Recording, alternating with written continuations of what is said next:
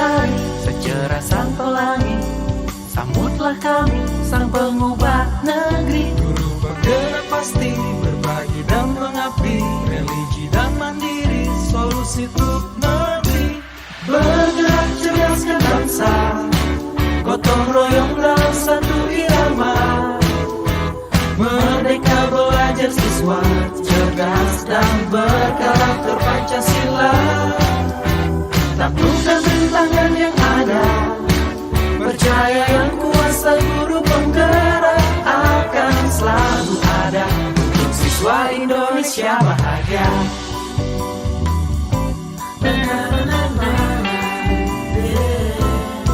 Sehangat sang mentari, secerah sang pelangi. Sambutlah kami, sang pengubah. Maaf mengganggu waktu ibu dari wawancara tentang pengambilan keputusan sebagai pemimpin.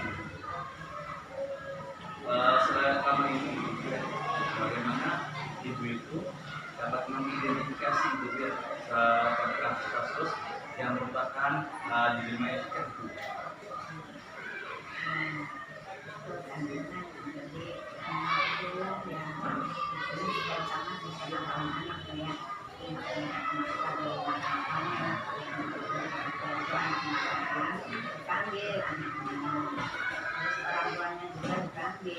Supaya tahu bahwa anaknya itu ya anaknya itu jangan pihak intinya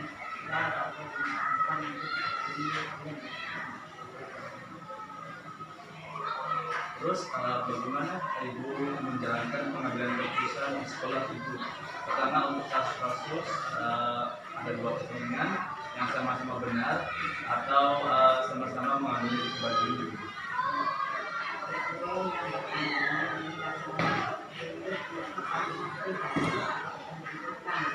Kalau kepentingan pribadi itu ya tidak boleh diutamakan. Seandainya dia itu punya lima keluarganya penting meninggalkan benda. Nah sedangkan di sini misalnya perumahan, misalnya dia sedang ujian, saya menggunakan yang pertama ya harus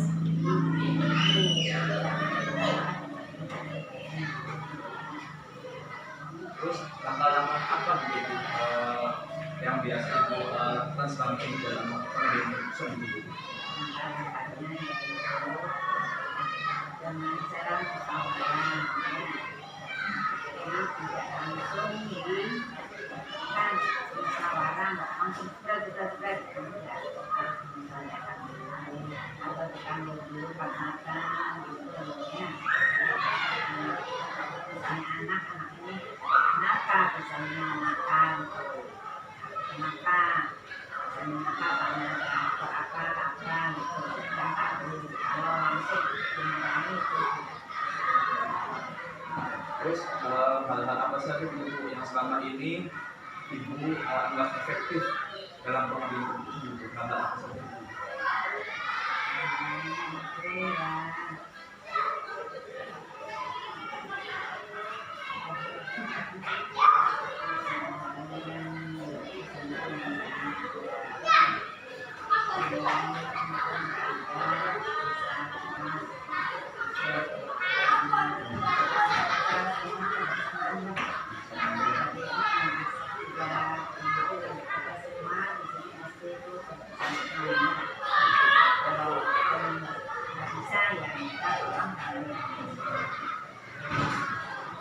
Jadi saya melihat sama-sama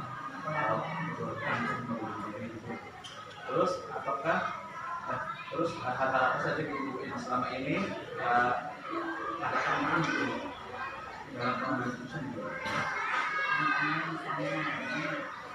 Misalnya sering tidak masuk, itu harus ditanya ini masalahnya apa ya, langsung wah bapak ini itu ada apa karena ya orang kita harus selalu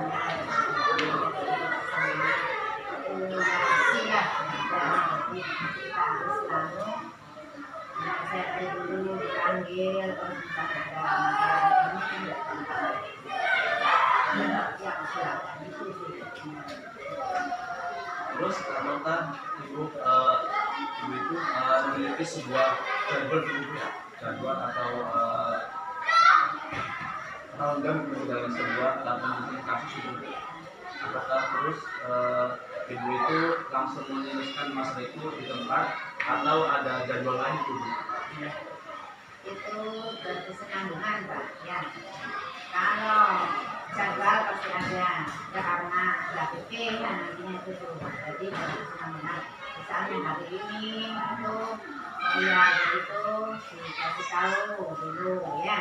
Nah sudah itu nanti gimana cara nantinya tuh ya, masih ditunda misalnya masih diambil lagi gitu.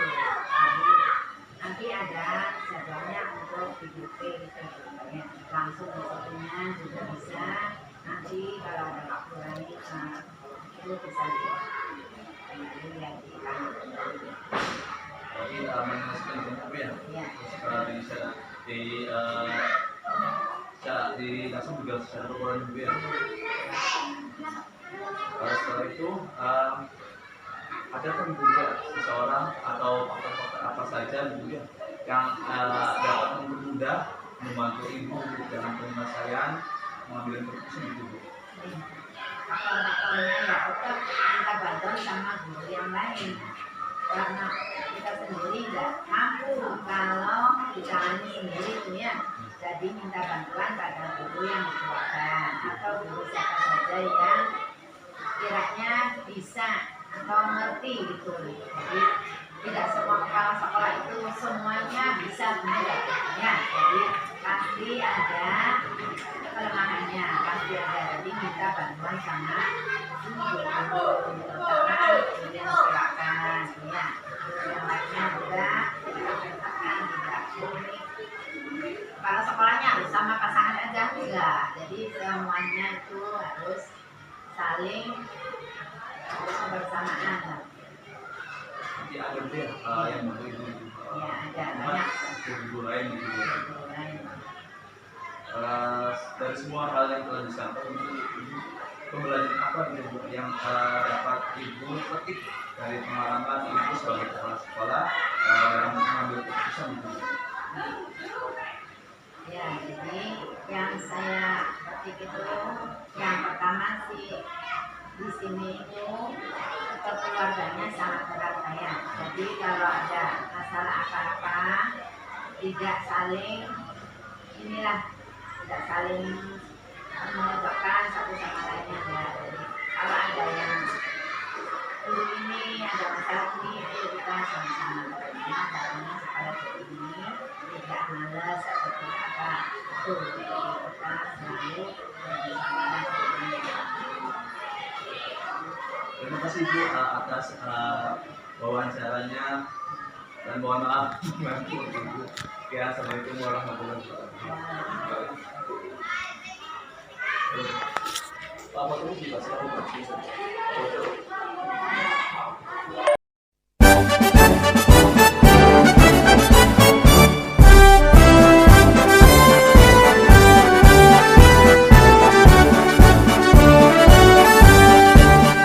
Gunakan tekad kuat. Assalamualaikum warahmatullahi wabarakatuh.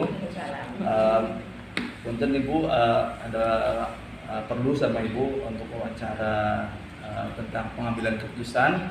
Ibu kan selaku kepala sekolah di PAUD Miftahul Ulum itu Bu ya.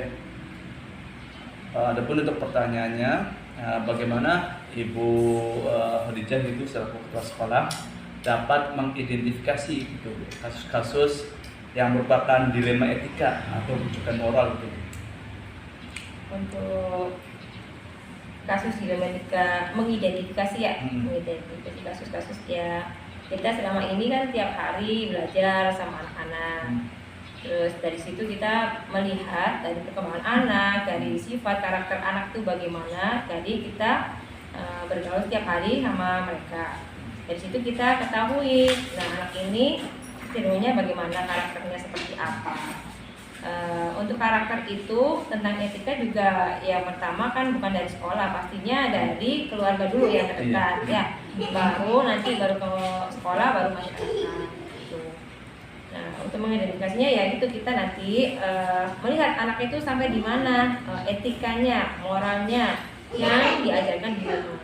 Di situ nanti kita lihat perkembangannya bisa gitu setiap hari gitu kan. Tadi nilainya keseharian. Gitu. Iya. Terus selama ini bagaimana Ibu menjalankan pengambilan keputusan yang sama-sama benar gitu Bu, atau yang sama-sama mengandung nilai kebajikan gitu? Nilai yang kebajikan. Iya. Kalau memang untuk kebajikan kan pasti semuanya tuh pengennya yang baik-baik semuanya ya. Kalau kebajikan ya kitanya juga kerjasama sama orang tuanya, kerjasama dengan wali murid, kita kasih arahan ke wali muridnya tentang anaknya, perkembangannya selama di sekolah itu bagaimana, etikanya bagaimana anak itu. Nah, efeknya anaknya seperti itu adalah efek dari rumah yang dibawa ke sekolah gitu. Sedangkan kalau di sekolah kan paling cuma berapa jam untuk mengingatkan anak. Ya, kitanya harus sering mengingatkan untuk etika tersebut gitu. Jadi di sekolah juga dipelajari tentang etika, misalnya adab untuk lewat, permisi, mengucapkan terima kasih ketika diberi sesuatu, di hadiah gitu. Meminta maaf ketika mau berbuat salah seperti itu.